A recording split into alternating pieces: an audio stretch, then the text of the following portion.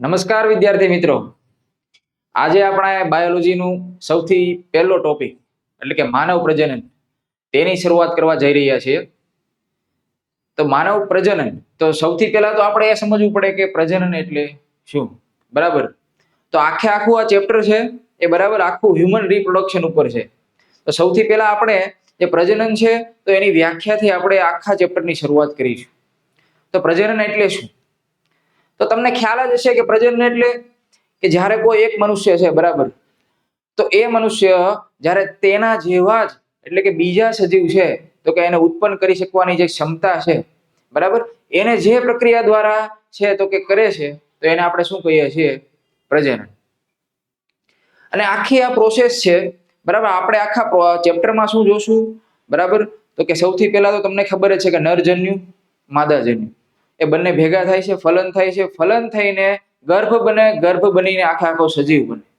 તો આપણે આખા ચેપ્ટરનું જે આ ઓવરવ્યુ છે તો આ રીતે જ જોવાનું છે, પણ ક્રમ બાય ક્રમ, સ્ટેપ બાય સ્ટેપ આપણે જોતા જશું. તો પ્રજનન છે તો આપણે સૌથી પહેલાનો બેઝિક માહિતી લીધી, બરાબર. અને આપણે નેક્સ્ટ આપણે આગળ જઈએ. સૌથી પહેલા આપણે માનવ પ્રજનન, તો એમાં સૌથી પહેલા આપણે એની વ્યાખ્યાને જોઈએ તો આપણે શું લખી શકાય? તો કે અસ્તિત્વ ધરાવતી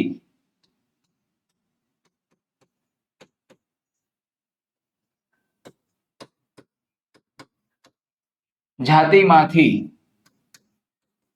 અસ્તિત્વ ધરાવતી જાતિ એટલે કે શું થાય? આપણે માનવ પ્રજનનની વાત કરીએ છીએ એટલે કે મનુષ્ય, બરાબર. તો જાતિમાંથી કોના જેવો? તો કે પોતાના જેવો જ. શું? તો કે સજીવ. જે પ્રક્રિયા દ્વારા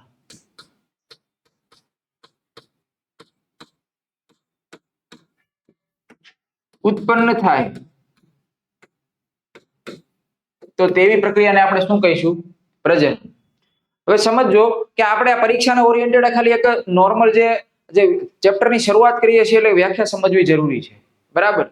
પણ એના એમસીક્યુ કઈ રીતે તમારી પરીક્ષામાં બનશે તો એને આપણે ટોપિક બાય ટોપિક જ્યારે લેતા જશું ત્યારે હું તમને કહેતો જઈશ. એમાં પણ આપણે સૌથી પહેલો ટોપિક આપણે જોવાનો છે કે લક્ષણો. જે ચેપ્ટરનું નામ જ છે માનવ પ્રજનન, તો આપણે માનવીના લક્ષણો જોવા પડશે, બરાબર. તો માનવીના મુખ્ય 3 લક્ષણો છે જે આપણે યાદ રાખવાના છે. એ છે, સૌથી પહેલું લક્ષણ એ છે કે માનવ છે કેવું લિંગી પ્રાણી છે? તો કે તમને ખ્યાલ જ હશે, એક લિંગી પ્રાણી છે. હવે તમને સમજાવવા ટ્રાય કરું. એક લિંગ એટલે શા માટે? કારણ કે નર છે, બરાબર, તો એની અંદર પણ જે પ્રજનન માટેનું જે અંગ છે એક સિંગલ અલગ છે, માદા છે તો એમાં પણ અલગ છે. એટલા માટે આપણે એને શું કહીએ છીએ? તો કે કેવા લિંગી પ્રાણી છે? એક લિંગી પ્રાણી. ત્યારબાદ આપણે બીજું લક્ષણની વાત કરીએ તો માનવ છે કેવું છે? અપત્ય પ્રસવી. અપત્ય પ્રસવી એટલે કેવું? તો કે તમને ખ્યાલ જ છે કે અપત્ય પ્રસવી પ્રાણીઓ કોને જન્મ આપે? તો કે જે પ્રાણીઓ છે તો કે કોને જન્મ આપે? બચ્ચાને જન્મ આપે, બરાબર. તો કે એને આપણે શું કહીએ છીએ? અપત્ય પ્રસવી. પછી તમે જ્યારે કબૂતર હોય તો કબૂતરને અપત્ય પ્રસવી ના કહો. શા માટે? તો કે એ છે ઈંડાને જન્મ આપે છે, ઈંડામાંથી બચ્ચું બને છે, તો કે એને આપણે અંડઃ પ્રસવી કહીએ છીએ, બરાબર. આ માનવીનું બીજું લક્ષણ થઈ ગયું. અને ત્યારબાદ ત્રીજા લક્ષણની આપણે ચર્ચા કરીએ તો કે માનવ છે કેવું પ્રજનન કરે છે? તો કે તમને ખ્યાલ હશે કે લિંગી પ્રજનન કરે. હવે સર આ તો શું લિંગી પ્રજનન કરે? એ કે સમજ ના પડી. તો કે લિંગી પ્રજનન કરતા હોય તમને એનું ખ્યાલ જ હશે કે લિંગી પ્રજનન કોને કહેવાય? તો કે નરમાંથી નરજન્યુ અને માદાનું માદાજન્યુ, બરાબર. નરજન્યુ એટલે કે શું કહી શકાય આપણે? શુક્રકોષ. અને માદાજન્યુ એટલે શું થાય? અંડકોષ. આ બંને જ્યારે ભેગા મળશે અને 2n ફલિતાંડ બનાવશે, ફલિતાંડમાંથી છે તો કે શું બનાવશે? નવો સજીવ. હવે જે આ ફલિતાંડ 2n પ્રકારનું છે એટલા માટે આને કેવું પ્રજનન આપણે કહીએ છીએ? લિંગી પ્રજનન. આ બેઝિક માહિતી છે. હવે આમાંથી તમારો કેવો એમસીક્યુ બને? તો કે લક્ષણો છે એમાંથી એમસીક્યુ બને કે માનવી કેવું પ્રાણી છે? એક લિંગી પ્રાણી છે. શું? તો કે અપત્ય પ્રસવી છે અને કેવું પ્રજનન કરે છે? તો કે લિંગી પ્રજનન, બરાબર. હવે આપણે છે તો કે ચેપ્ટરની મુખ્ય શરૂઆત કરવા જઈ રહ્યા છીએ. તો કે શરૂઆતમાં જે લિંગી પ્રજનન છે એના કેટલા સ્ટેપ છે તમને ખબર છે? મારે નરજન્યુ માદાજન્યુ ભેગા કરીને ફલિતાંડમાંથી જે રીતે વાત કરી રીતે સજીવ બનાવવાનો. તો કે એની શરૂઆત કરતા પહેલા આપણે એક વસ્તુ જોઈએ. તો કે માનવ પ્રજનન છે, બરાબર છે. તો આખા ચેપ્ટરમાં આપણે શું જોવાનું છે? તો કે સૌથી પહેલા નર અને માદા. તમને ખબર છે કે મારે સમજો કે બિલ્ડિંગ બનાવવું છે, તો ડાયરેક્ટ બિલ્ડિંગ બનવાનું નથી.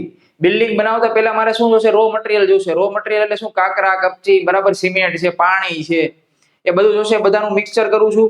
પછી સ્ટેપ બાય સ્ટેપ આપણે સૌથી પહેલા નીચે પાયો ગાળવામાં આવશે અને એવી રીતે છે આખું બિલ્ડિંગ બનતું હોય છે. તો એવી જ રીતે લિંગી પ્રજનનની શરૂઆત આપણે કરીએ તો લિંગી પ્રજનન 3 પ્રકારે જે છે આખું શક્ય બનતું હોય છે. 3 ભાગમાંથી સૌથી પહેલો ભાગ છે એને કહેવામાં આવે છે પૂર્વફલન. પૂર્વફલન એટલે કે શું કહેવાય? કે જ્યારે નરજન્યુ અને માદાજન્યુ છે એ બંને એકબીજાને શું કહેવાય કે જોડાવા માટે આખું સ્ટ્રક્ચર બનાવે છે. પછી જોડાય એટલે કે ફલન. અને ફલન થઈને જે છેલ્લી લાસ્ટ પ્રક્રિયા થાય છે ફલિતાંડ બને. ફલિતાંડમાંથી ગર્ભ, ગર્ભમાંથી જે આખો નવો સજીવ બને છે એને કહેવાય છે પશ્વફલન. બરાબર. તો આપણે વાત કરવી છે પૂર્વફલન. તો પૂર્વફલન છે મુખ્યત્વે 2 ભાગમાં જોવા મળે છે. એકને કહેવાય છે જન્યુ જનન અને એકને કહેવામાં આવે છે જન્યુ વહન. હવે જેવું નામ એવું કામ. જન્યુ જનન. જન્યુ એટલે શું થાય? જે જન્યુઓ શુક્રકોષ અને અંડકોષ. જનન એટલે શું થવું? ભેગા થવું. હવે જન્યુ જનન પણ છે, એના પણ 2 ટાઈપ છે. એક છે શુક્રકોષ જનન, બરાબર છે, અને બીજો છે અંડકોષ જનન. હવે સમજો, મેં તમને શું વાત કરી કે મારે આખું બિલ્ડિંગ બનાવવું છે તો એનું રો મટીરિયલ મારે જોશે. તો રો મટીરિયલ છે તમને પૂર્વફલનમાંથી મળવાનું છે. બરાબર છે. કે શુક્રકોષ જનન છે એટલે એમાં આપણે કોની વાત કરીશું? તો કે શુક્રકોષ જનન છે તો એની અંદર આપણે વાત કરીશું નર પ્રજનન તંત્રની. બરાબર છે. નર પ્રજનન તંત્ર અને બીજું શુક્ર જે આખું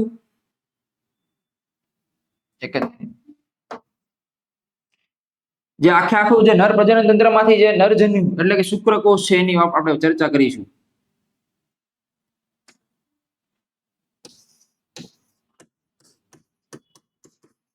બરાબર છે. ત્યારબાદ અંડકોષ જનન છે એમાં કોની ચર્ચા કરીશું? તો કે માદા પ્રજનન તંત્ર. અને ત્યારબાદ છે તો કે અંડકોષની વાત કરીશું.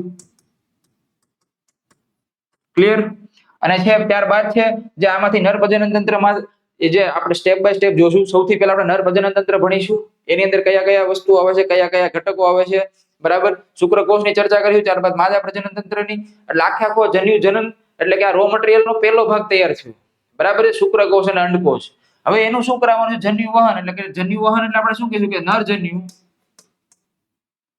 બરાબર છે, માદાના જન્યુ, નરજન્યુનું માદાના જન્યુ સુધી પહોંચવાની ક્રિયા.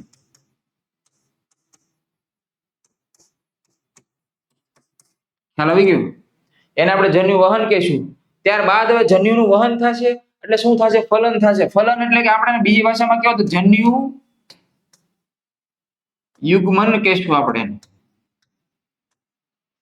જન્યુનું યુગ્મન એટલે શું? તો કે નરનો શુક્રકોષ,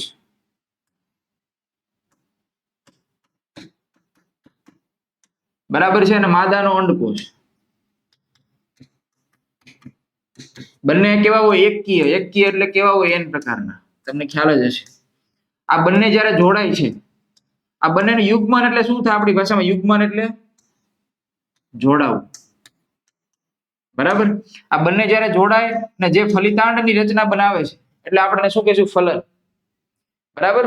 હવે નેક્સ્ટ આપણે ચર્ચા કરીએ પશ્વફલન. આખો સજીવ જ આપણે બનાવવાનો છે. પશ્વફલનમાં જે આ 2n પ્રકારનું જે આખું ગર્ભ જે સૌથી પહેલા ફલન થાય છે એમાંથી શું બનશે? તો કે ફલિતાંડ. ફલિતાંડ કેવા પ્રકારે છે? તો કે 2n પ્રકારે છે. બરાબર. અને ત્યારબાદ છે ફલિતાંડમાંથી શેની રચના થશે? તો કે આખી સ્ટેપ બાય સ્ટેપ જ પ્રક્રિયા છે ગર્ભ. બરાબર છે. એટલે ગર્ભનું સ્થાપન કહી શકાય આપણે.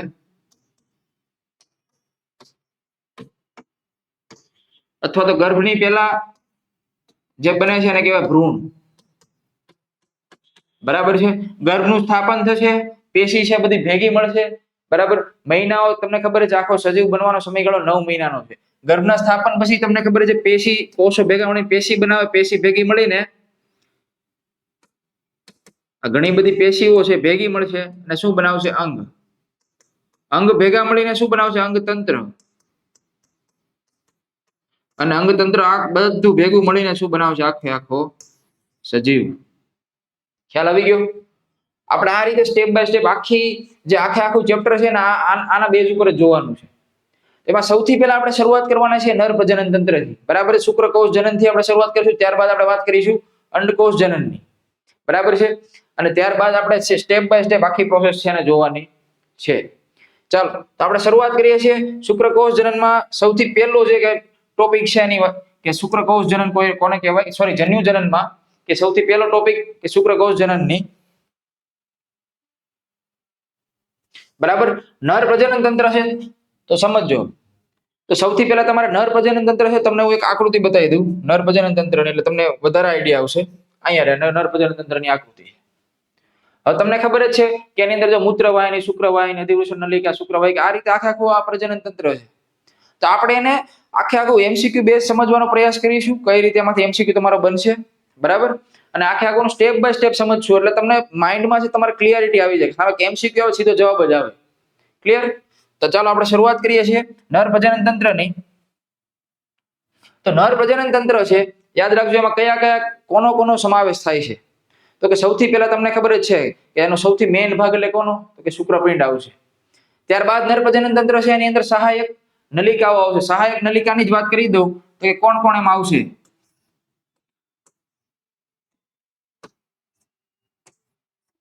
તો કે સહાયક નલિકાની અંદર સૌથી પહેલા આવે શુક્રવાહિકા. બરાબર છે? ત્યારબાદ આવશે અધિવૃષણ નલિકા.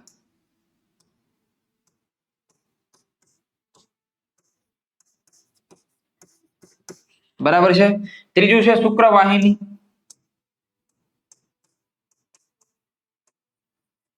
આપણે આને સ્ટેપ બાય સ્ટેપ જ જોશું.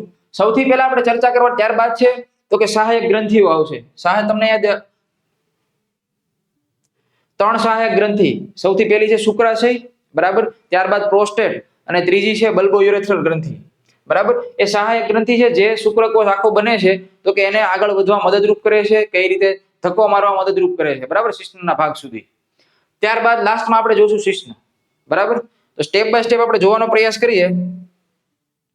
સૌથી પહેલો ભાગ છે શુક્રપિંડ. તો કે શુક્રપિંડના આકારની ચર્ચા કરીએ. કેવું હોય? તો કે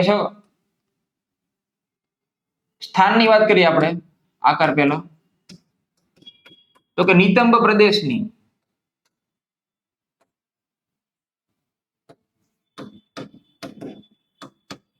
વચ્ચે અને ક્યાં હોય? તો કે બહારની બાજુ.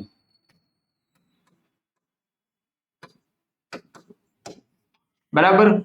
હવે તેની સાઈઝની વાત કરીએ તો લંબાઈ છે 4 થી 5 સેમી. પહોળાઈ છે 2 થી 3 સેમી હોય છે. બરાબર? હવે આપણે શુક્રપિંડ છે, તમને આ દેખાતું છે, જે તમને આકૃતિ દેખાય છે આખી શુક્રપિંડની આકૃતિ છે. શુક્રપિંડ છે તો કે તમને ખ્યાલ છે કે એની અંદર શુક્રકોષ બનવાના છે. તો કે શુક્રપિંડની અંદર શુક્રકોષ બને છે તો એના રક્ષણ માટે એની બહારની બાજુ તમને આ ભાગ દેખાય, આ ભાગ છે ને શુક્રપિંડનો આખો ભાગ શુક્રપિંડ જ કહેવાય છે રચનાથી. પણ જે બહારનો જે તમને આ લેયર દેખાય છે, બરાબર છે? તો કે શુક્રપિંડનો સૌથી પહેલો ભાગ, શુક્રપિંડના ભાગોની વાત કરીએ તો કે સૌથી પહેલો ભાગ એને કહેવામાં આવે છે વૃષણ કોથળી. તમને દેખાય છે કે આ સૌથી બહારનો ભાગ જે દેખાય છે તમને એ વૃષણ કોથળી છે. એનું કામ શું છે એ એમસીક્યુ માં સૌથી મોસ્ટ ટાઈમ બી થઈ જશે, યાદ રાખજો. બરાબર? સૌથી પહેલા એમસીક્યુ શું બનશે? વૃષણ કોથળીનું સ્થાન ક્યાં હોય? તો કે શુક્રપિંડ. શુક્રપિંડની સૌથી બહારની બાજુ. બીજો પ્રશ્ન શું થાય કે વૃષણ કોથળીનું કાર્ય શું છે? તો કે કાર્ય છે એનું તો કે મનુષ્યમાં બરાબર સામાન્ય તાપમાનથી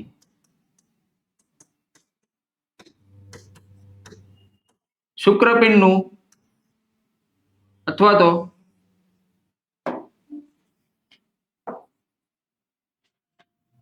સામાન્ય તાપમાનથી 2 થી 3 ડિગ્રી સેલ્સિયસ.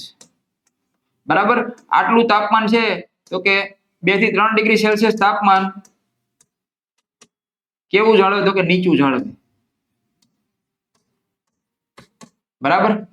આ થઈ ગયું વૃષણ કોથળીનું કામ. જે મેઇન છે, જે તમને ખ્યાલ છે શુક્રપિંડની અંદર શુક્રકોષ બને છે, તો કે શુક્રકોષને કે હાનિ ના પહોંચે એટલા માટે છે બહાર આખું ટેમ્પરેચર માટે આખું લેયર બનાવેલું છે, બરાબર છે. અને વૃષણ કોથળી કહેવાય છે.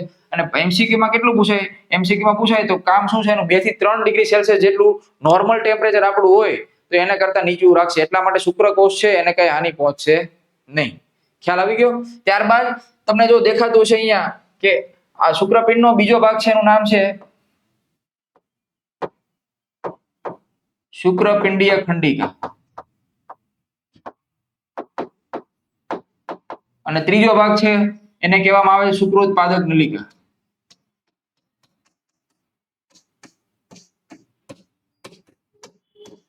આ 3 ભણો એટલે શુક્રપિંડનું કામ પૂરું. હવે તમને આકૃતિમાં સમજાવી દઉં. આ વૃષણ કોથળી તમને સમજાઈ ગઈ. હવે તમને જો આ શુક્રપિંડની રચના છે, શુક્રપિંડની રચનામાં જે આ તમને ખંડ જેવો ભાગ દેખાય છે,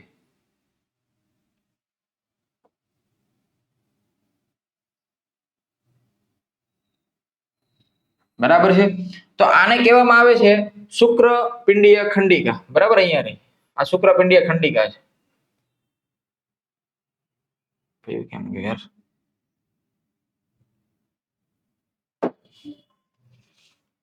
બરાબર છે.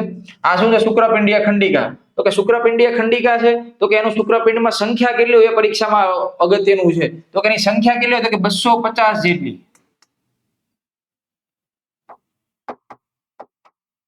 બરાબર છે, 250 જેટલી આવી ખંડિકાઓ આવેલી હોય છે. અને આ શુક્રપિંડીય ખંડિકા છે એની અંદર જ તમને જો દેખાતું હશે કે આ રીતે 2 થી 3 લેયરમાં ગૂંચળામય રચના તમને દેખાય છે. બરાબર છે. તો આને જ આપણે શું કહીએ છીએ તો કે શુક્રોત્પાદક નલિકા. ખ્યાલ આવ્યો? અને એ જ છે કોનો ભાગ તો કે શુક્રપિંડનો ભાગ. અને આ શુક્રોત્પાદક નલિકા જ છે કે જેની અંદર છે તો કે કોનું નિર્માણ થાય છે તો કે શુક્રકોષનું. આની સંખ્યા કેટલી હોય તો કે શુક્રપિંડીય ખંડિકાની અંદર 2 થી 3, બરાબર છે, એક શુક્રપિંડીય ખંડિકા હોય તો કે એની અંદર 2 થી 3 જેટલી આમ ગૂંચળામય રચના હોય, એટલું યાદ રાખજો. ક્લિયર? અને હવે છે તો કે શુક્રોત્પાદક નલિકા છે, બરાબર, તો એનું મેન જે એની અંદર શુક્રકોષ બને છે, તો શુક્રકોષ બનતું હોય ત્યારે આપણે છે તો કે શુક્રકોષનું ધ્યાન રાખવા માટે 3 કોષેમાં આવેલા હોય. બરાબર, તો એની ચર્ચા કરીએ આપણે.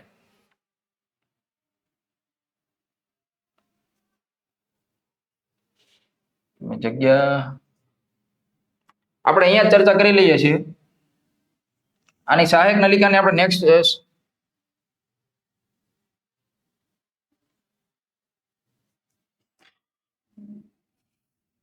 અહીંયા ચર્ચા કરી લઈએ. શુક્રોત્પાદક નલિકા છે, ચાલો અહીંયા જ વાત કરી લઈએ છીએ. એની અંદર મુખ્યત્વે કેટલી તો કે 3 પ્રકારના કોષો હોય છે. એક છે આદિ શુક્રકોષ,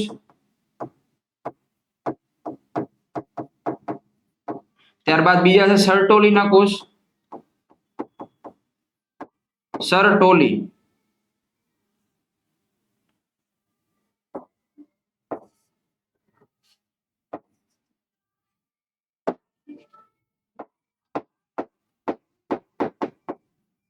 બરાબર, અને ત્રીજા છે લેડિંગના કોષ. હવે આદિ શુક્રકોષ છે એનું કામ શું હોય તો કે શુક્રકોષ બનાવે.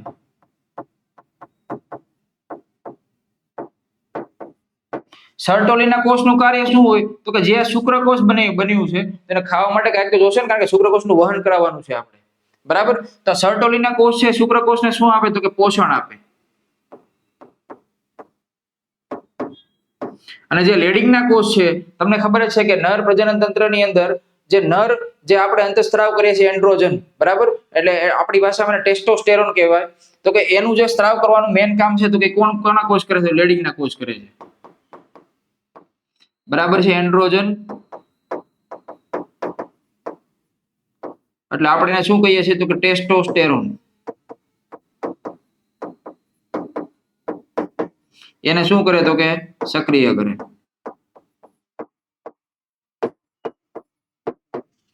ચાલો, આ આખે આખું આપણા શુક્રપિંડ છે, બરાબર, તેની આ રચના છે. ફરી એકવાર જોઈ લઈએ છીએ તો કે આ 3 વસ્તુ અને બધા એમસીક્યુ છે આમાંથી જ બનવાના છે.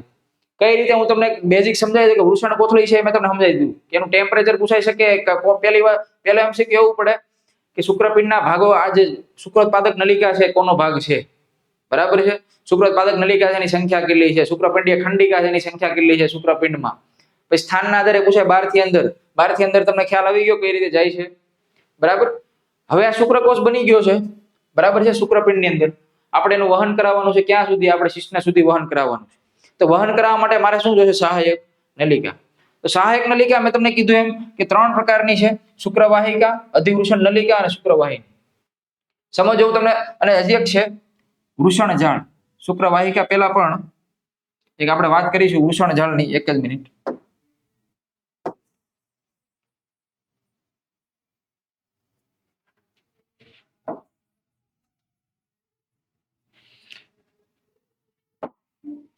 સૌથી પહેલા આવશે વૃષણ જાળ. વૃષણ કોથળી અને વૃષણ જાળમાં કન્ફ્યુઝ નહીં થતા. આ છે વૃષણ જાળ. હમણાં તમને આકૃતિમાં સમજશો એટલે પરફેક્ટ આવડી જશે, બરાબર. ત્યારબાદ છે શુક્રવાહિકા, ત્યારબાદ અધિવૃષણ નલિકા,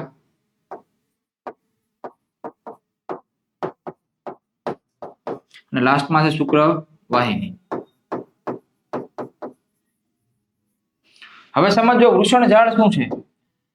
તો કે તમને ખબર જ છે કે આ શુક્રોત્પાદક નલિકા છે, આમાંથી શુક્રકોષ બને છે. શુક્રકોષ બનીને જે અહીંયા આ ભાગ તમને દેખાય છે,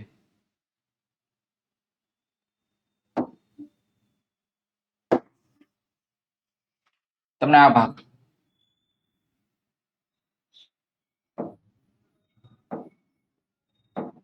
આ જાળામય રચના જેવું, બરાબર છે. આ શુક્રોત્પાદક નલિકામાંથી જે કઈ શુક્રકોષ છે આવતો જે આ જાળમાં જાય છે સૌથી પહેલા, બરાબર છે.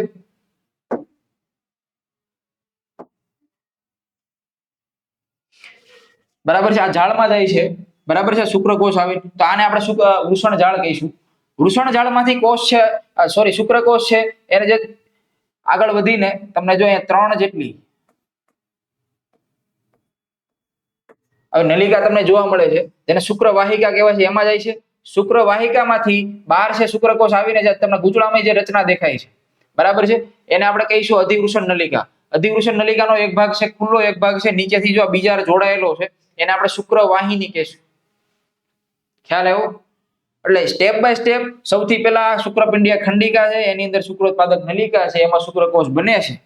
ત્યારબાદ છે એ શુક્રકોષનું વહન છે સહાયક નલિકા મારફતે થાય છે. સહાયક નલિકા કેટલી છે? 4 છે, બરાબર. સૌથી પહેલા છે વૃષણ જાળ.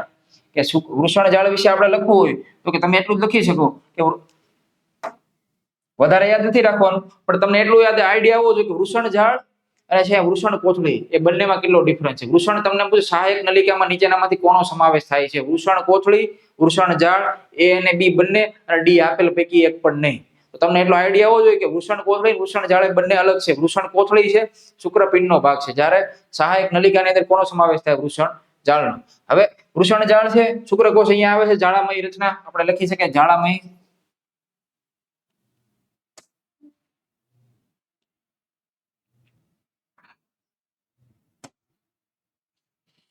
કેવી રચના છે? તો કે જાળામય રચના, જાળા જેવી, બરાબર છે. ત્યારબાદ છે શુક્રકોષ આગળ વધે છે, શુક્રવાહિકામાં જાય છે. શુક્રવાહિકાની સંખ્યા કેટલી હોય? તો કે શુક્રવાહિકા સૌથી પહેલા તો ક્યાં હોય? તો કે આ જે શુક્રપિંડ છે, બરાબર, શુક્રપિંડનો જ્યારે હાવ છેડાનો ભાગ છે તમને દેખાય ત્યાં શુક્રવાહિકા હોય છે. તેની સંખ્યા કેટલી હોય? તો કે એ તો નથી પૂછાતું, પણ જે શુક્રવાહિકાનું સ્થાન કોની અને કોની વચ્ચે હોય એ પરીક્ષામાં પૂછાય છે. તો કે તમને યાદ રહી ગયો છે કે વૃષણ જાળ અને અધિવૃષણ નલિકા, આ બેની વચ્ચે જે આવેલી છે એને શું કહેવામાં આવે છે? શુક્રવાહિકા. લખવું હોય તો એનું સ્થાન ક્યાં છે? તો કે વૃષણ, એક જ મિનિટ,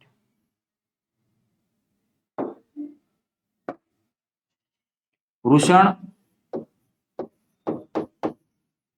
જાળ અને કઈ નલિકા? અધિવૃષણ નલિકા.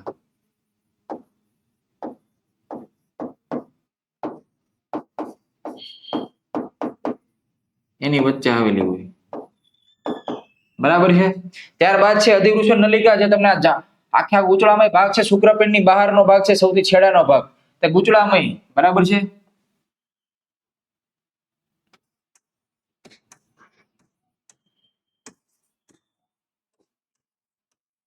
આ રચના છે તો એને આપણે શું કહીશું? અધિવૃષણ નલિકા. બરાબર. અધિવૃષણ નલિકા છે તો કે એક છેડો છે ખુલ્લો અને બીજો છેડો છે બીજો છેડો. એક જ મિનિટ.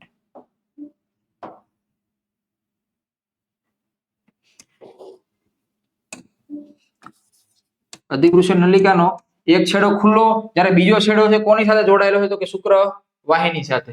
ખ્યાલ આવી ગયો?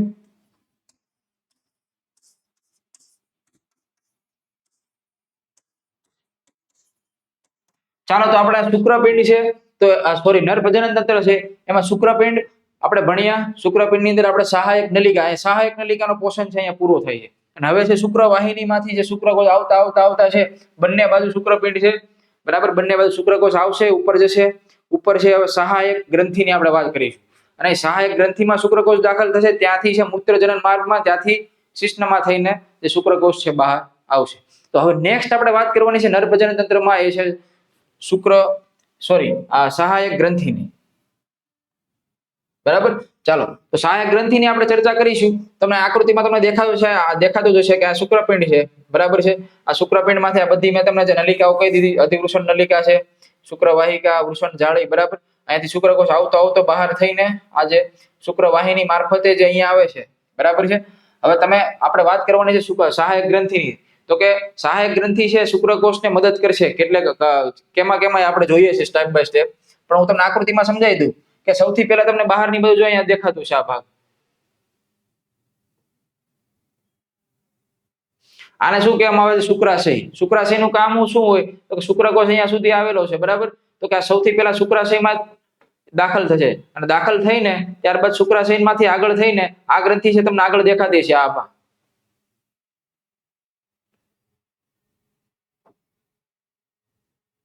આ પ્રોસ્ટેટ ગ્રંથિ.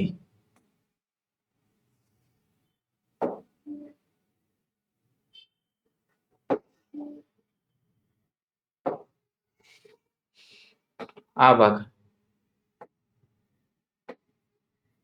અને ત્યારબાદ છે સૌથી નાની અને સૌથી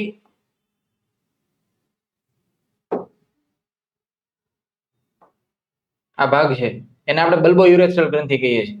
આ ત્રણેય છે શુક્રકોષના વહનમાં છે મદદરૂપ થશે. બરાબર. અને શિશ્નમાંથી અને મૂત્રજનન માર્ગ મારફતે આ જે મૂત્ર માર્ગ છે એમાંથી જે શુક્રકોષ છે બરાબર શિશ્નમાં થઈને અગ્ર ત્વચા મારફતે બહાર આવશે. તો આપણે સહાયક ગ્રંથિની વાત કરીએ તો સહાયક ગ્રંથિઓ કેટલી છે? તો કે 3. બરાબર. સૌથી પહેલી આપણે વાત કરી કોની? તો કે શુક્રાશયની. ત્યારબાદ બીજી કોણ છે? તો કે પ્રોસ્ટેટ ગ્રંથિ.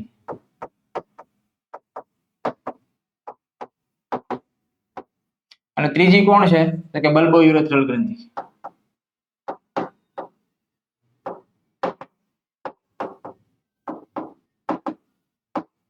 એક પછી એક આપણે ત્રણેય વિશે જોઈ લઈએ. તો કે શુક્રાશય છે તો કે એનું મેઇન કામ શું હોય છે?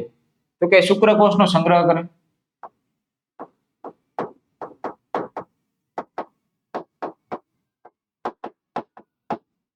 પછી બીજું તો કે શુક્રવાહિની મારફતે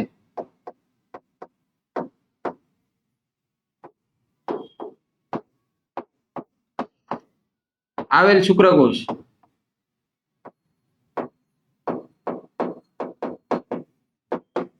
બરાબર છે મૂત્રવાહિનીમાંથી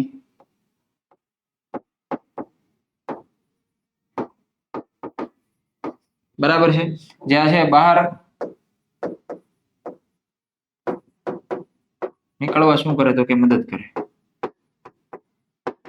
બરાબર છે. આ પહેલી સહાયક ગ્રંથિની વાત થઈ ગઈ શુક્રાશયની. બરાબર છે. ત્યારબાદ છે આપણે પ્રોસ્ટેટ ગ્રંથિ અને બલ્બો યુરેથ્રલ ગ્રંથિ. પ્રોસ્ટેટ અને બલ્બો હવે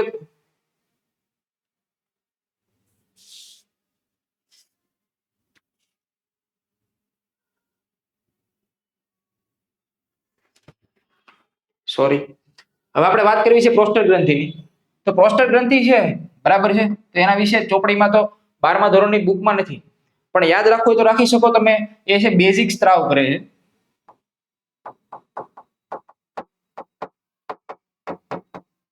જે કોને મદદ કરવા? તો કે શુક્રકોષને. શું થવા માટે? તો કે સક્રિય થવા. શું કરે તો કે મદદ કરે. અને છેલ્લે જે એન્ડમાં છે બલ્બો યુરેથ્રલ ગ્રંથિ, એનું કામ પણ એ છે કે શુક્રકોષ આવે છે તો કે એને છે સક્રિય થયેલો શુક્રકોષ છે તો એને આગળ વધવામાં છે તો કે શું કરે તો કે સહાયક કરે. આ ત્રણેય ગ્રંથિ છે, યાદ રાખજો, નલિકા નથી. એટલે આપણે પરીક્ષામાં જ્યારે પૂછાય છે આ રીતે જ તમને કન્ફ્યુઝ કરે. સહાયક નલિકા કઈ છે, સહાયક નલિકાના કામ આપણે યાદ રાખ્યા, ત્યાર તેની પહેલા શુક્રપિંડ જોયું, હવે સહાયક ગ્રંથિ જોઈ, અને લાસ્ટમાં છે શિશ્ન. બરાબર, શિશ્નમાંથી શિશ્ન વિશે બે મુદ્દા આપણે લખી શકીએ કે કેવું હોય તો કે શિથિલ કેવી પેશીનું તો કે મેદપૂર્ણ પેશીનું,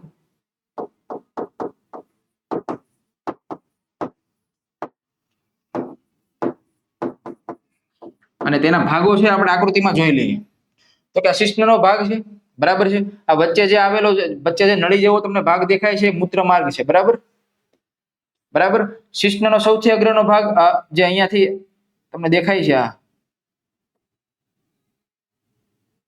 એને આપણે શું કહ્યું, શિશ્નાગ્ર. બરાબર, અને શિશ્નાગ્રની બહારની બાજુ એક લેયર હોય છે ચામડીનું,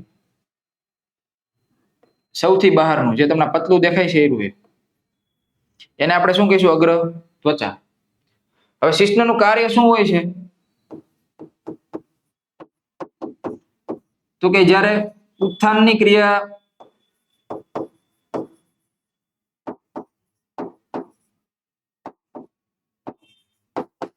થી શુક્રકોષને સક્રિય કરી બહાર નીકળવા શું કરે છે, મદદ કરે છે. બરાબર છે, તો આપણે યાદ રાખજો અહીંયા આપણે વાત કરી રો મટીરિયલ એક. બરાબર છે, જે આપણે જન્યુ જનન ચાલુ કર્યું, જન્યુ જનનનો સૌથી પહેલો ભાગ. બરાબર છે, એમાં નર પ્રજનન તંત્રમાં પણ આપણે જે નર પ્રજનન તંત્રનો જે મેન પોર્શન છે, મેન ભાગ છે, તો એનો આખું સ્ટ્રક્ચર સમજવાનો પ્રયાસ કરેલો. આ રો મટીરિયલ કહેવાય. મારે બિલ્ડિંગ બનાવવું છે તો સૌથી પહેલા મારે કાકરા કપચી જોશે તો એક આ થઈ ગયું. હવે સેમ ટુ સેમ આપણે નેક્સ્ટ માદા પ્રજનન તંત્રની વાત કરવાની છે, તો આપણે સેમ ટુ સેમ એ રીતે વાત કરીશું. જેવી રીતે નર પ્રજનન તંત્રમાં શુક્રપિંડ હતું એવી રીતે માદા પ્રજનન તંત્રમાં કોણ હશે, અંડપિંડ. તો અંડપિંડથી ચર્ચા ચાલુ કરીએ, પછી સેમ ટુ સેમ આપણે સહાયક આની પણ પ્રજનન નલિકાઓ જોશું. બરાબર છે, અને છેલ્લે આપણે બાહ્ય જનનેન્દ્રિયો જે માદા પ્રજનન તંત્રને મુખ્ય ભગોશ છે, બરાબર, એ બધી આવેલી છે, એની આપણે ચર્ચા કરીએ સ્ટેપ બાય સ્ટેપ. સૌથી પહેલા આપણે રો મટીરિયલ, માદા પ્રજનન તંત્રની રો મટીરિયલ નંબર 1 એની વાત કરીએ તો કે સૌથી પહેલા છે અંડપિંડ. અંડપિંડ કેટલી સંખ્યામાં હોય તો કે યાદ રાખજો એક જોડ. એ જો કે તમને ખ્યાલ જ છે, કેવા આકારના, બદામ આકારના. બરાબર છે, એનું સ્થાનની વાત કરી લઈએ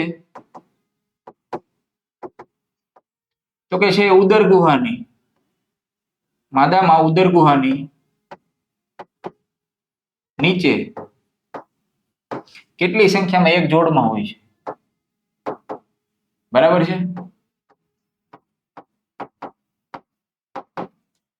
અહીંયા રહ્યું અંડપિંડ, આ ઉદર ગુહાની નીચે. બરાબર, હવે બીજું એક વસ્તુ કહી દઉં, કોની સાથે જોડાયેલો હોય છે તો કે આ ભાગ છે ગર્ભાશયનો ભાગ. આ જે અંદરનો ભાગ છે ગર્ભાશય, તો ગર્ભાશયનો જે બહારનો આ ભાગ છે એને અસ્થિબંધ કહેવાય છે. બરાબર છે, એક જોડ સંખ્યામાં, અને ગર્ભાશયની કઈ દિવાલ, બહારની દિવાલ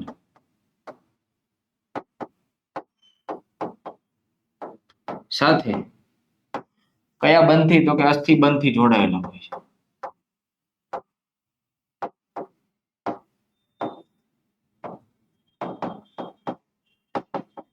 બરાબર, તો આપણે શરૂઆત અહીંથી જ કરીશું કે અંડપિંડ છે. બરાબર, તો કે જેવી રીતે શુક્રપિંડ છે એવી રીતે અંડપિંડ છે. અંડપિંડની અંદર આખો અંડકોષ બનશે. અંડકોષ છે બની જાય છે જેવી રીતે આપણે નર પ્રજનન તંત્રની વાત કરી કે આપણે શુક્રકોષ જે બની ગયો હતો શુક્રોત્પાદક નલિકામાં, એને આપણે સહાયક નલિકા મારફતે વહન કરાવ્યું હતું.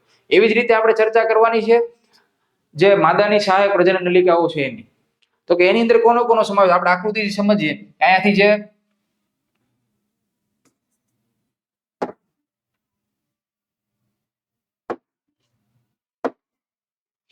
સમજો કે અંડપિંડ, આની અંદર છે અંડકોષ બનશે. અંડકોષનું વહન આગળ થતા થતા અહીંયાથી બહાર નીકળીને સૌથી બહારનો ભાગ જે છે આખી અંડવાહિની છે. આ અંડવાહિનીનો સૌથી બહારનો ભાગ,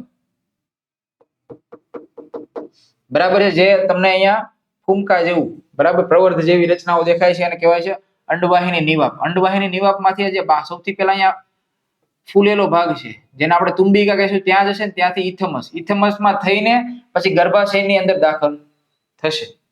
તો આપણે સહાયક જે પ્રજનન નલિકા છે, તો એની અંદર સૌથી પહેલી કેટલી સહાયક પ્રજનન નલિકા છે એની ચર્ચા કરી દઉં. સૌથી પહેલા આવશે અંડવાહિની, ત્યારબાદ છે ગર્ભાશય, ત્યારબાદ છે ગ્રીવા, બરાબર છે, અને અંતમાં છે તો કે આપણે બાહ્ય જનનેન્દ્રિયો.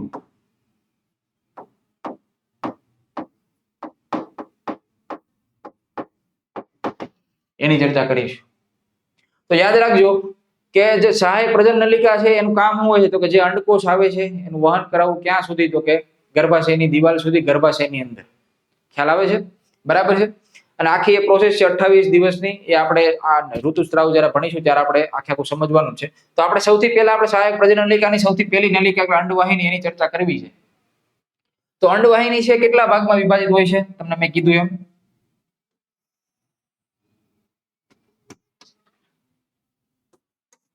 બરાબર છે.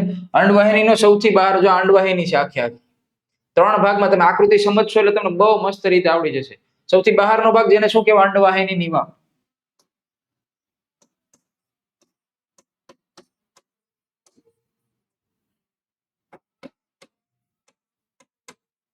બરાબર છે. ત્યારબાદ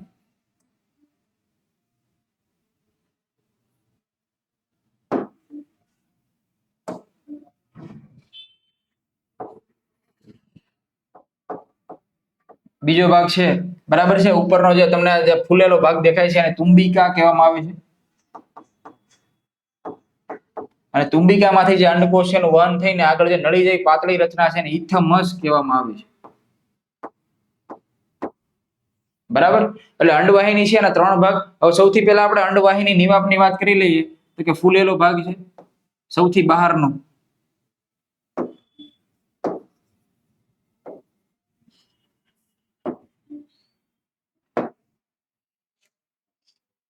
સૌથી પહેલું લખી શકાય સૌથી બહારનો.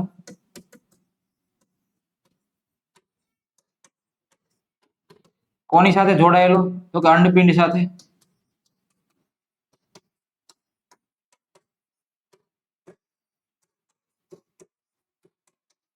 બહાર છે કેવી રચના ધરાવે છે, તો કે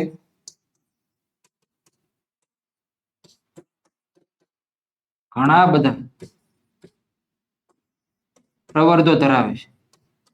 આપણે એને આપણી ભાષામાં કેવું હોય, ફિમ્બરી પણ કહીએ છીએ.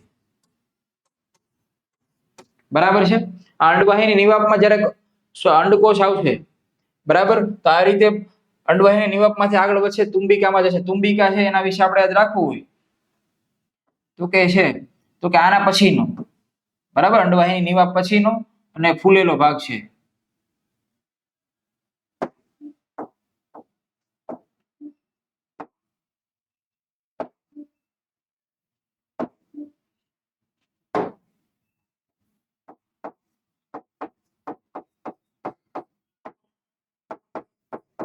આમાં અંડકોષ આવશે અને અંડકોષ તુંબિકામાં થઈને ઇથમસમાં જશે. ઇથમસ એ કેવી છે, તો કે પાતળી અને સાંકડી,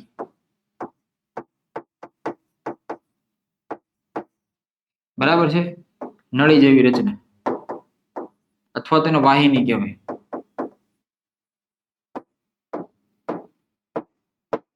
રચના છે. ખ્યાલ આવ્યો?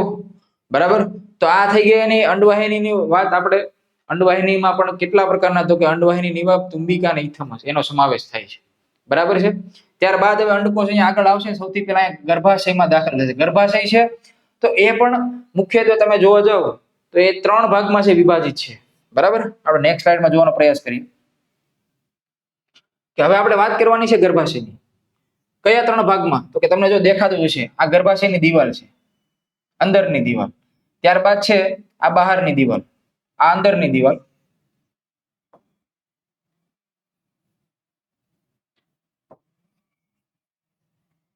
બરાબર. ત્યારબાદ છે આ બા મધ્યની સેન્ટરની દિવાલ, બરાબર.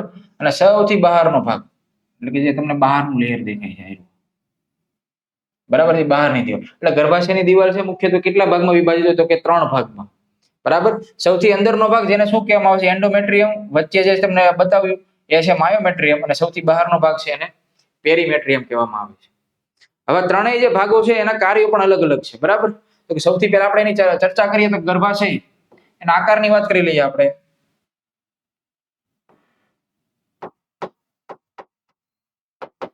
કેવો તો કે ઊંધા નાસપતિ જેવો.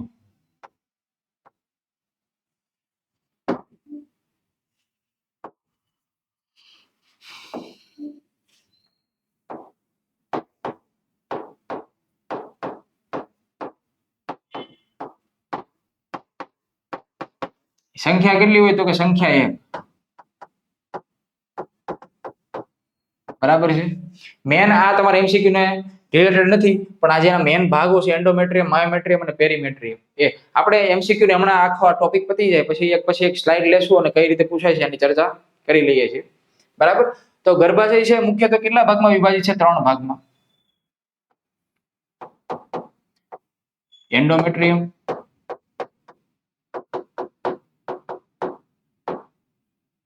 ત્યારબાદ માયોમેટ્રિયમ,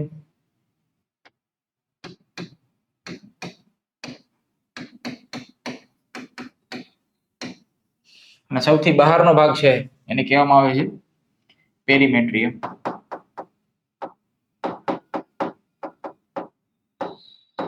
એક પછી એક ચર્ચા કરીએ. સૌથી પહેલા આપણે વાત કરીએ એન્ડોમેટ્રિયમ ક્યાં છે તો કે ગર્ભાશયની સૌથી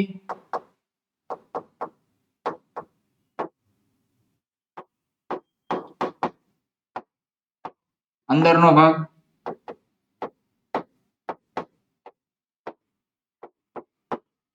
આ ગર્ભાશયની ક્યાં આવે તો કે મધ્યનો ભાગ, અને સૌથી બહારનો સૌથી પાતળા લેયર વાળો ભાગ એટલે કે પેરીમેટ્રિયમ, જે ગર્ભાશયની સૌથી બહારની દિવાલ.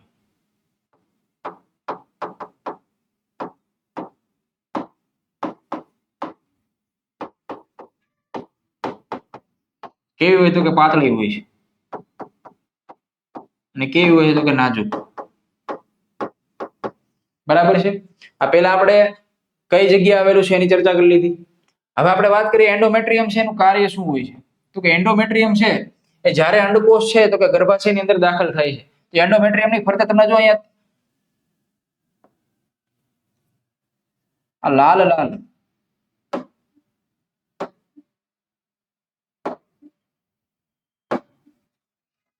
જે તમને આ લાલ પેશીનો ભાગ દેખાય છે ને રુધિર વાહિની કહેવામાં આવે છે. તો તમારે લખવું હોય તો શું લખી શકાય તો કે એન્ડોમેટ્રિયમ છે, બરાબર.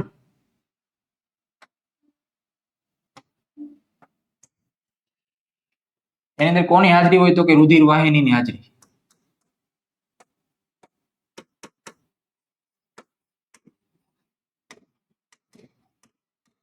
અને એનું કાર્ય શું હોય તો કે ઋતુસ્ત્રાવ દરમિયાન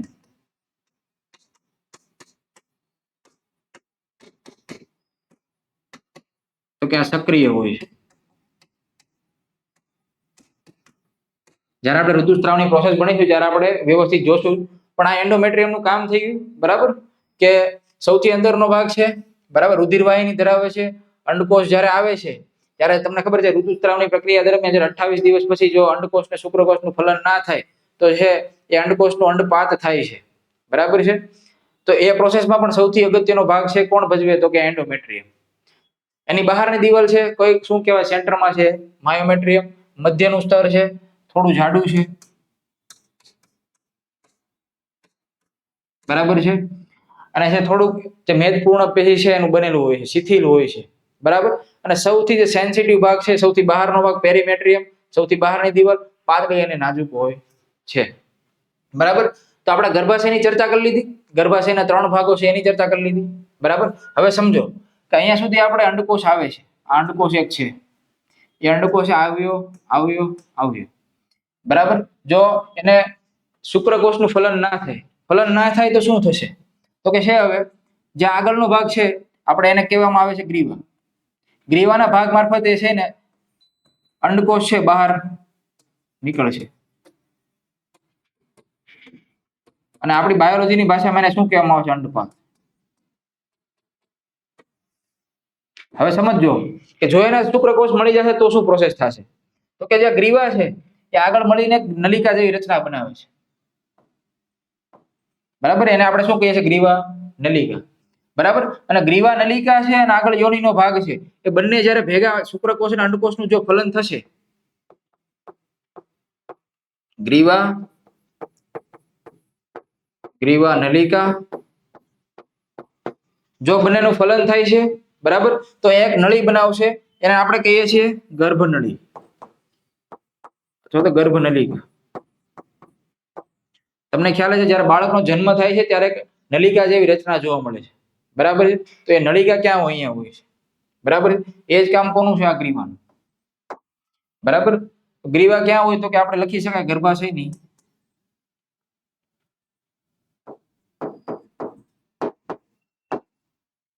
ક્યાં? નીચેના ભાગમાં, પાતળી નલિકામાં.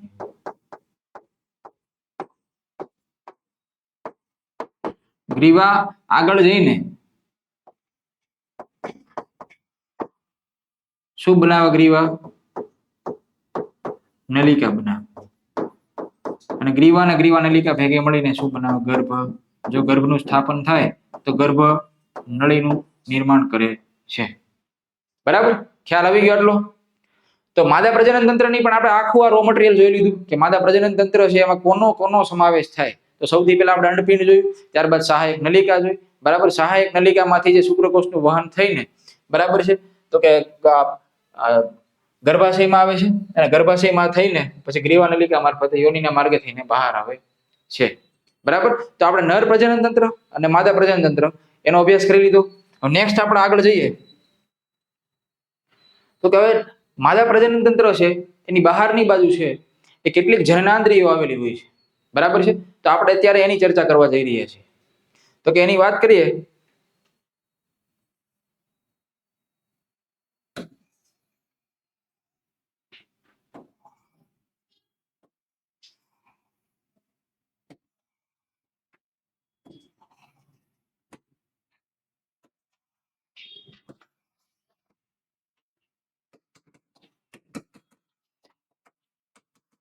જે માદા પ્રજનન તંત્રનો ભાગ છે એની બહારની બાજુ કે જ્યાં છે નાના નાના હેર જેવી રચના જોવા મળે છે. બરાબર છે, તો એને આપણે બાયોલોજીની ભાષામાં શું કહીએ છીએ? મોન્સ પ્યુબિસ.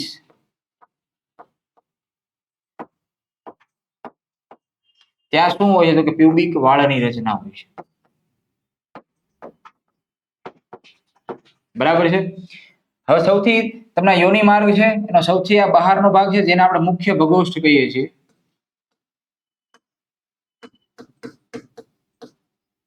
બરાબર, આ મુખ્ય ભગોષ્ઠની અંદરની જે લેયર છે એને આપણે શું કહીએ છીએ? ગૌણ ભગોષ્ઠ. બરાબર, ત્યારબાદ નીચેનો આ ભાગ છે એને આપણે શું કહીએ છીએ? યોનિ પટલ.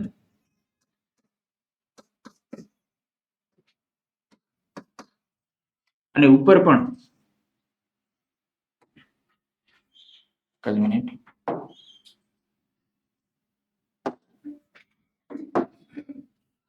ઉપર પણ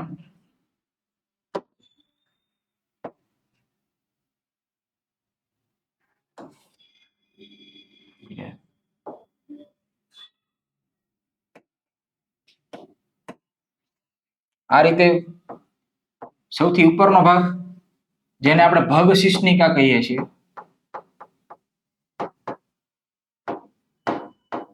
અને ભગ શિશ્નિકા જેની સાથે નીચે જોડાયેલો હોય છે એવો ભાગ એને કહેવાય છે મૂત્રમાર્ગ.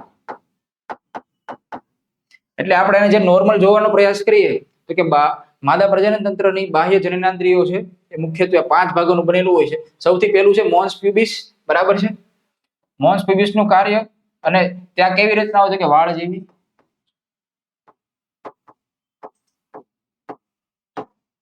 કેવા વાળ? તો કે પ્યુબિક વાળની રચના જોવા મળે છે. પછી મુખ્ય ભગોષ્ઠ જે છે તો કે મૂત્ર જનન માર્ગ છે મૂત્ર માર્ગ, એની કઈ બાજુ? ઉપરની બાજુ.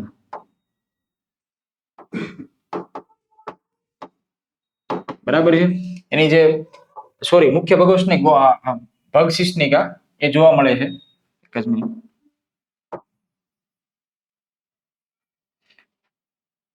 ભગશિષ્ણ છે એ છે તો કે મૂત્ર જનન મૂત્ર માર્ગ એની છે તો કે ઉપરની બાજુ.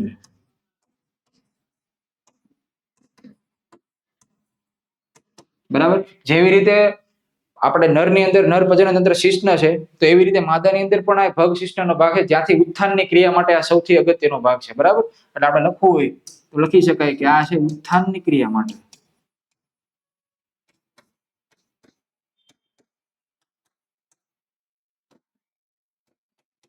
અગત્યનો ભાગ. બરાબર. એને કહેવામાં આવે છે ભગશિષ્ણિકા અથવા તો ભગશિષ્ણ પણ કહી શકાય. નીચે છે મૂત્રજનન માર્ગ. હવે જે આ યોનિ માર્ગ છે એનો સૌથી બહારનો ભાગ છે એને શું કહેવામાં આવશે? મુખ્ય ભગોષ્ઠ. બરાબર છે. યોનિ માર્ગ અથવા યોનિ પટલ. બરાબર છે. એનો સૌથી બહારનો ભાગ.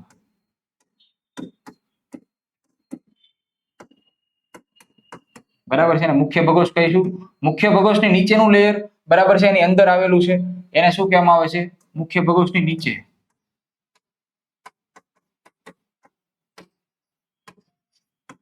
તેને આપણે કહીશું ગૌણ ભગોષ્ઠ. બરાબર. અને જે સૌથી આ જે મુખ્ય ભગોષ્ઠ છે આખો આ ભાગ થઈ ગયો. અને જે આ મુખ્ય ગૌણ ભગોષ્ઠ છે એની જે નીચેના ભાગે જે આવેલું છે એને શું કહેવામાં આવે છે? યોનિ પટલ. બરાબર છે. એનો સ્થાનની વાત કરીએ તો કે જે મૂત્ર માર્ગ છે એની સૌથી નીચે.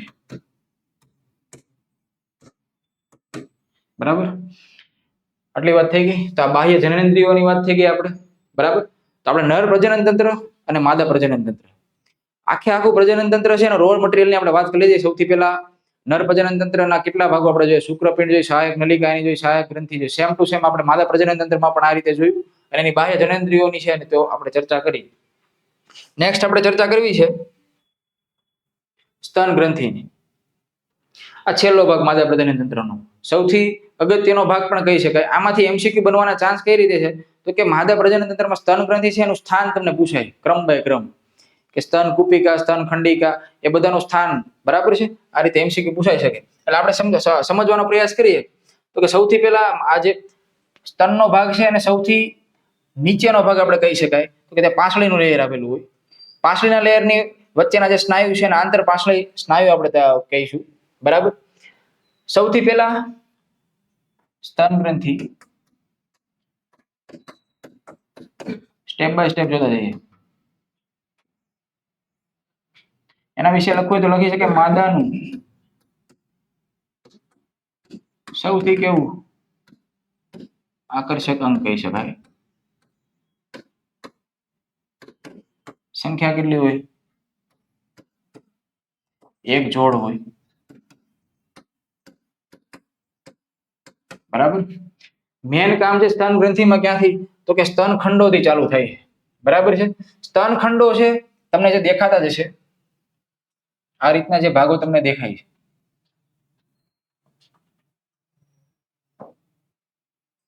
આને સ્તન ખંડ કહેવામાં આવે છે. બરાબર છે. તો કે સ્તન ગ્રંથિમાં તમને ખબર છે સ્તનની અંદર જે બાળક માટે જે દૂધનો જે કઈ સ્ત્રાવ થાય છે, બરાબર, તો એનો આખો તમને ક્રમ પૂછાય છે. તો આપણે એના માટે જ આખો અભ્યાસ કરવાનો છે. તો કે સૌથી પહેલા ચાલુ થાય સ્તન ખંડ. સ્તન ખંડ કેટલા હોય તો કે 20 થી 25. હવે આમાંથી છે આપણે કોનો ક્રમ જોઈએ છે? દુગ્ધ સ્ત્રાવનો. બરાબર છે.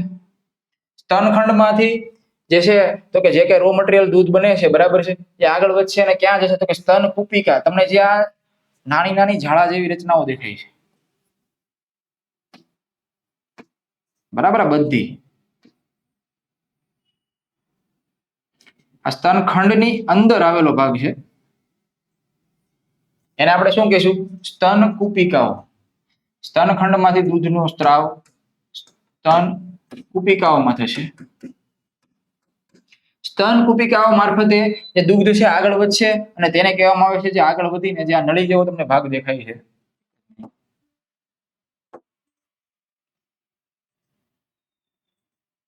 આ નલિકાઓ જેવી રચના.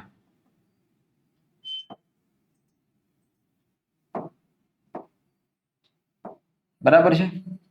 તો દૂધ છે આ નલિકાઓ મારફતે, એટલે કે એને શું કહેવામાં આવે છે? સ્તન નલિકા.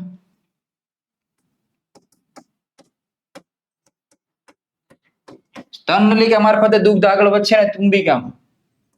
તમે તુંબિકા એક બીજે પણ ભણી ગયા. ક્યાં ભણી ગયા? ચાલો કયો. આપણે જયારે માદા પ્રજનન તંત્રના જે અંડપિંડ પછી આપણે અંડવાહિનીના 3 ભાગ કરીએ એમાં તુંબિકા ભણી ગયા. બરાબર? એ તુંબિકા નથી, યાદ રાખજો. એટલે તુંબિકાનો સમાવેશ એ અંડવાહિનીના ભાગોમાં પણ થાય, જરા સ્તન ગ્રંથિમાં પણ થાય, જે અહીંયા રહી. બરાબર? હવે જે સ્તન નલિકા મારફતે દૂધ આવ્યું, ત્યારબાદ તુંબિકામાં દાખલ થશે, ત્યારબાદ જે આગળ સૌથી આગળનો ભાગ જેને આપણે દુગ્ધ નળી કહીએ છીએ,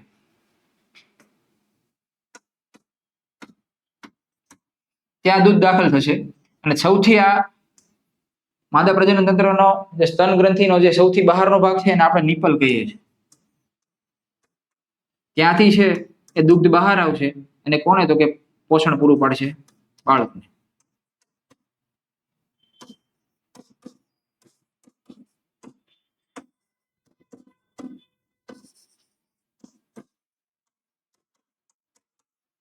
બરાબર છે. તો તમારે આ પોષણમાંથી કેટલું પૂછાઈ શકે? તો કે જે સ્તન ગ્રંથિ છે એમાંથી એનો જે આખો ક્રમ છે એ તમને પૂછાય. બરાબર? આ આડાવડું કરીને પૂછી શકે. બાકી બીજું આમાંથી, અને હા એક મેન છે આમાંથી કોલોસ્ટ્રમ. તમે સાંભળેલું છે કે જ્યારે બાળક જન્મે છે ને 6 થી 8 મહિના અથવા તો મેક્સિમમ વર્ષ સુધી તો માતાનું દૂધપાન કરવામાં આવે. શા માટે? તો કે જે આ દૂધ છે, તો કે દૂધ છે ખૂબ જ પોષણ વાળું હોય છે. શા માટે? તો કે એની અંદર છે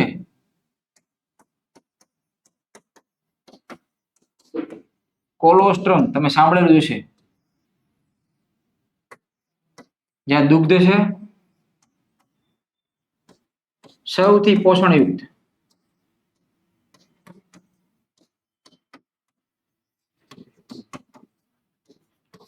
અને બાળકના વિકાસ માટે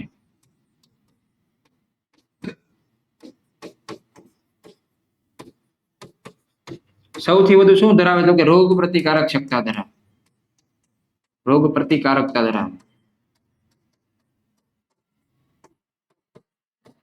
એને આપણે શું કહીએ છીએ? કોલોસ્ટ્રમ. તો કોલોસ્ટ્રમ તમારે પૂછાઈ શકે. બરાબર? મોસ્ટ ટાઈમ બી છે. તો આપણે ચર્ચા કરી લીધી આ સ્તન ગ્રંથિની. એટલે આપણે અત્યાર સુધી શું જોયું? તો કે નર પ્રજનન તંત્રનો આખો ભાગ જોયો, માદા પ્રજનન તંત્રનો આ ભાગ જોયો. હવે આપણે શું કરીશું કે શુક્રકોષ જે બનશે નર પ્રજનન તંત્રમાં અને માદામાં અંડકોષ બનશે, એ બંનેનું ફલન કરાવીશું. ફલન કરાવીને પછી આપણે બાળક છે તો કે એનું નિર્માણ કરીશું ફલિતાંડ અને ગર્ભમાંથી. બરાબર છે? નેક્સ્ટ છે આપણે જન્યુજનનની પ્રોસેસ, એ આપણે નેક્સ્ટ લેક્ચરમાં જોઈશું. અને અત્યારે આપણે હું તમને નોર્મલ છે એકવાર ઓવરવ્યુ કરાવી દઉં. કેટલી વસ્તુ આપણે આજે જોઈએ. જો આ નર પ્રજનન તંત્ર છે, બરાબર? તેની અંદર સૌથી પહેલા આપણે શુક્રપિંડ, બરાબર છે? ત્યારબાદ એની સહાયક નલિકા અને સહાયક ગ્રંથિ. શુક્રપિંડમાંથી કેવા સવાલ પૂછાઈ શકે?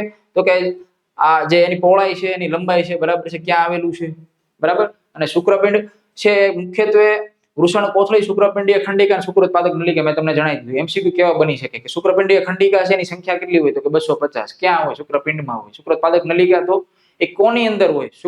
તો કે શુક્રપિંડીય ખંડિકાની અંદર. એની સંખ્યા કેટલી હોય? 2 થી 3 હોય. શુક્રકોષ ક્યાં બને? શુક્રકોષ ક્યાં બને? તો કે શુક્રોત્પાદક નલિકામાં, નહીં કે શુક્રપિંડીય ખંડિકામાં. બરાબર છે? આ રીતના તમામ એમસીક્યુ બનશે. ત્યારબાદ છે સહાયક નલિકા આપણે જોઈ, એમાં વૃષણ જાળ, શુક્રવાહિકા, અધિવૃષણ નલિકા અને શુક્રવાહિની.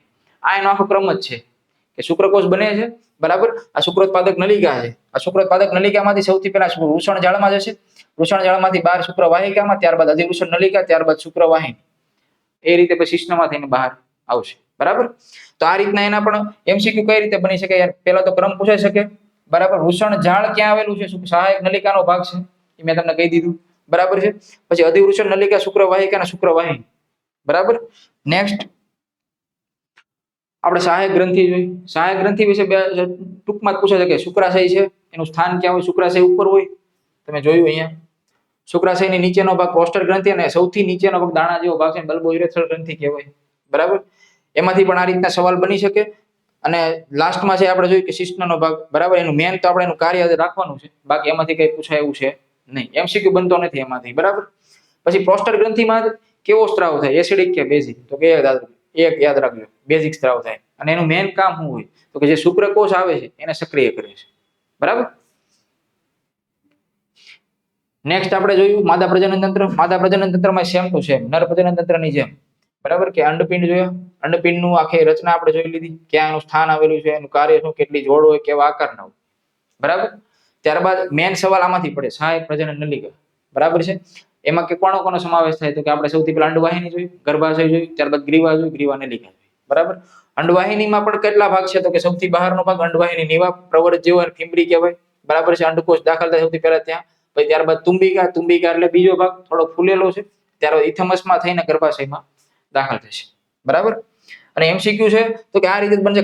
ક્રમ યાદ રાખજો, ક્રમ, બરાબર. ક્રમ ક્યાંથી કોનું અંડકોષનું વહન છે, બરાબર, કયા ક્રમમાં થાય છે.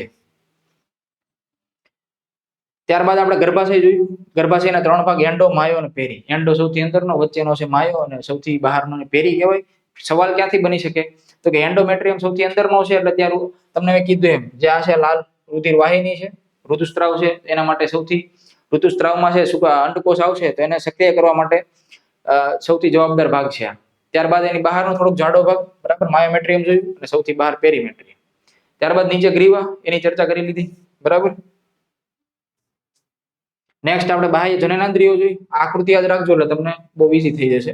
મોન્સ પ્યુબિસ સૌથી બહારનો વાળ જેવું લેયરો છે, પ્યુબિક વાળ જેવી રચના. ત્યારબાદ ભગ શિશ્નિકા, જેવી રીતે નરમાં જે શિશ્ન હોય છે એવી રીતે માદામાં પણ આ શિશ્નનો ભાગ છે, બરાબર. દેખાતો નથી પણ સાવ નાનો હોય છે.